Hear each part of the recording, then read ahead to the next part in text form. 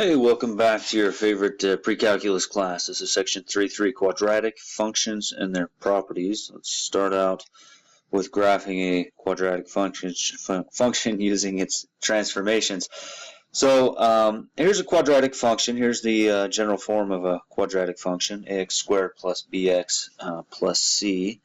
And so we're going to be given a function initially, notice in general form, so 2x squared plus 8x plus 5. We're going to find the vertex and axis of symmetry, and we're going to think about this initially using the process of transformation. So what we need to do is we need to put it in a form where we can see the transformations. So what we're going to do is we're going to complete the square on this. So we're going to push that 5 out first. That's step 1. Push that 5 out. Now, if you have an a value that's other than 1, what you need to do is you need to factor it out of these first two. So take a 2 out of each of those. Okay, we're just completing the square here. Leave a little space. Okay, so we pushed that c value out, pushed that 5 out, factored out that 2 out of each of those first two out of the a and the b there. And now we're right here. And if you remember when we completed the square, the magic number that went right here was taken from our b term, our now b term, that 4. And we took that 4, we divided it by 2, and we squared it. And that was the number that we needed. So 4 over 2 is 2. 2 squared is 4. So what we're going to do is we're going to plug a 4 in right there. Now, what did we add? All of a sudden we changed this, right? So we didn't actually just add 4. We added, if you distribute the 2, we actually added 8. So we need to offset it on the same side because we can't just all of a sudden add 8. So we subtract 8 on the same side. Okay, so now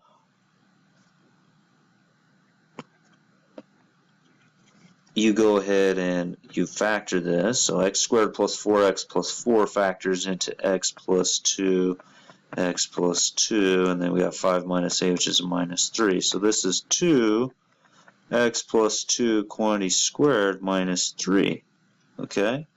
So now you can probably see where your transformations are going to be for the graph. So the parent graph is x squared, so it looks like a quadratic, but we're moving it down 3. So vertical shift down 3.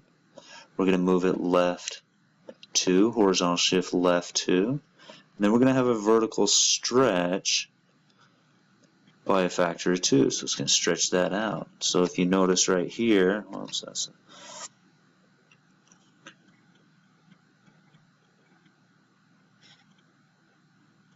you've got the initial x squared. You've now stretched it by a factor of 2. Notice it's a little bit skinnier now, right? Then we moved it left 2 units, so we moved it over 2, and then we moved it down 3, right? All from the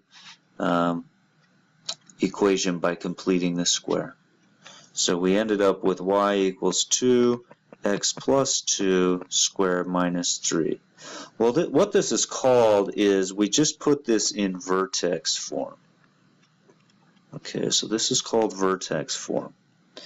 So let me write the vertex form right below. Y equals a, parentheses x minus h, quantity squared plus k.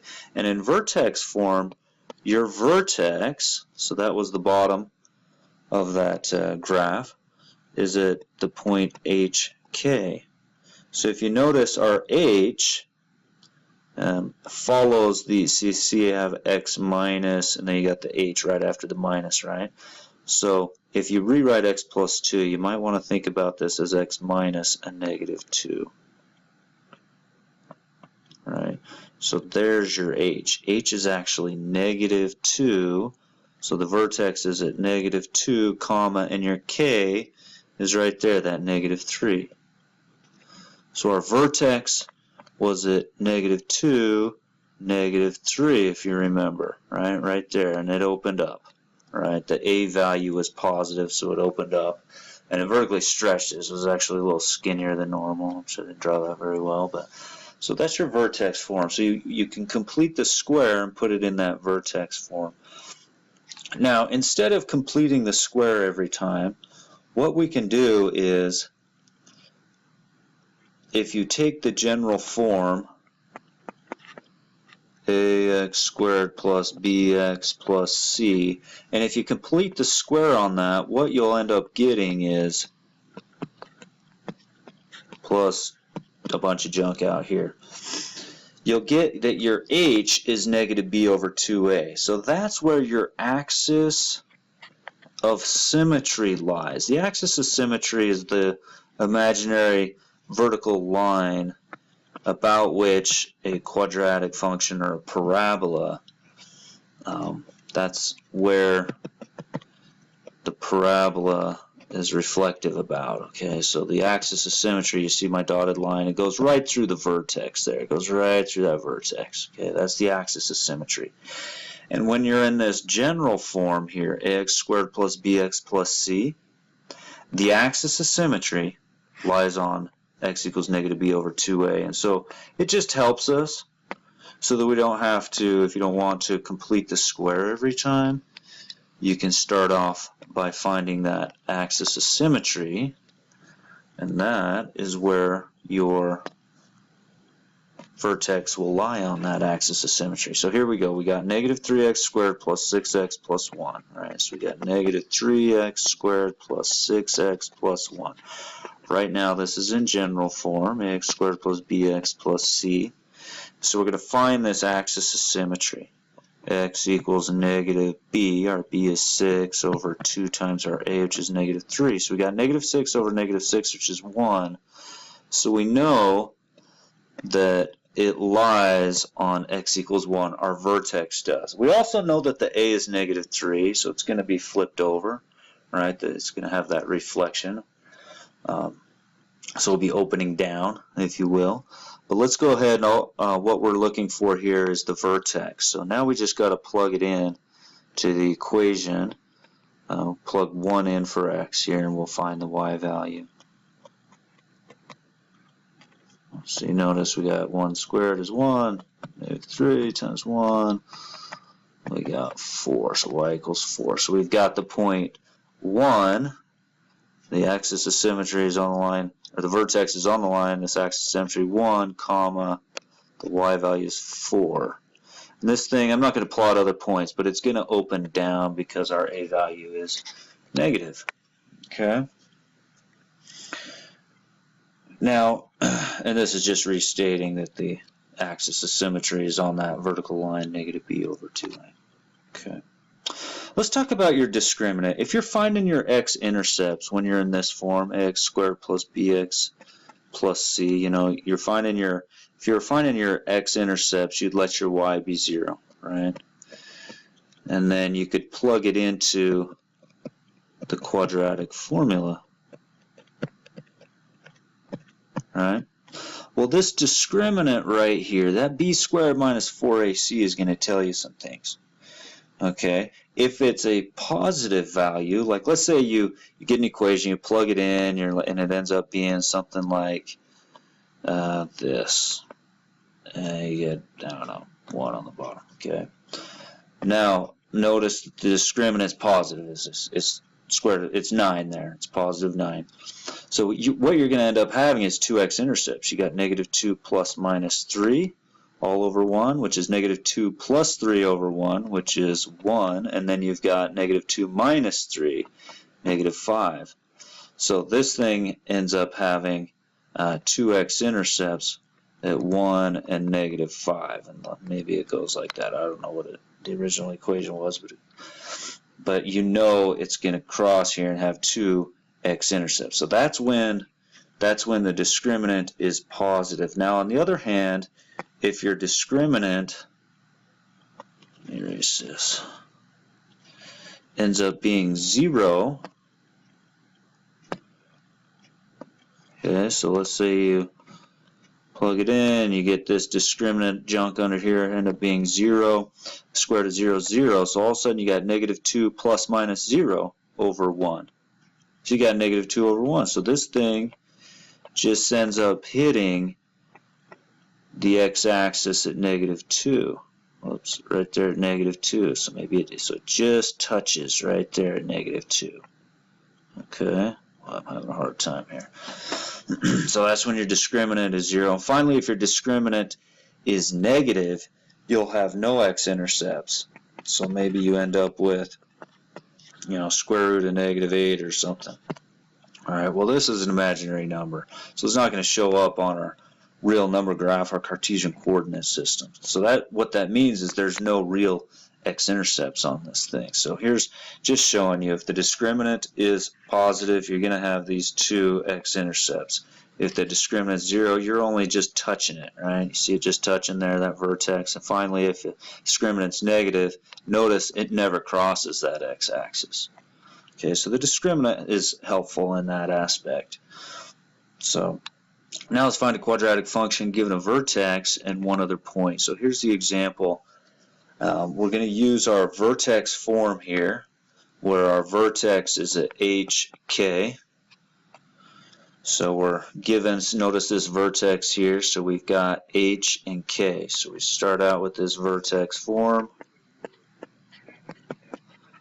We've got to plug in the h and the k. Now notice we do not have a. So what we do after we plug in hk is we just use the other point that's given. In this case, it's a y-intercept. The y-intercept is -3. So we got to solve for a using the point, it's a y-intercept, so we've got this point 0, -3. So there's our x and our y. So we're going to plug in our y and our x now, so we solve for a. So our y is -3, our x is 0, and we go ahead and we simplify this. Add 5 here. So we got 2 as our a. So now that we know a, now we can write this thing in vertex form.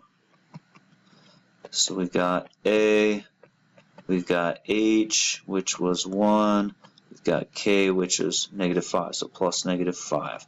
So there is an equation, right? Now, oftentimes what they'll have you do is they'll actually make you, or they'll ask you to put that thing in general form. So if they ask you to put that in general form, you just got to work that down. You got to expand that. So x minus 1 squared minus 5. So you go ahead and you got to FOIL this and work it out. Distribute that, 2x squared minus 4x plus 2 minus 5. So finally we got 2x squared minus 4x minus 3. Okay, so there's our general form right there. Notice we have our vertex form also over there. Okay, there's our vertex, there's the point, there's the graphical look at that. Well, finally, you'll have an example. Determine whether the quadratic function has a maximum or a minimum. Well, the maximum will occur when you've got this flipped over, right? There's our max. Minimum will occur if this thing opens up, so there would be a minimum. So either way, both of them lie on the axis of symmetry, right? That vertex lies on the axis of symmetry. So if you're given in general form, you got to start with the axis of symmetry. X equals -b over 2a. So -4 over 2 times 1, so you got 4 over 2. So x equals 2 is going to be where this, let me erase this real quick, where this axis of symmetry is. And you also know that this thing, you notice the a value is 1, right? So it opens up. So this will be a minimum since it opens up. And we're going to go ahead and let's find the y value of the, let's actually find the minimum value here by plugging it in, plugging the 2 in for x.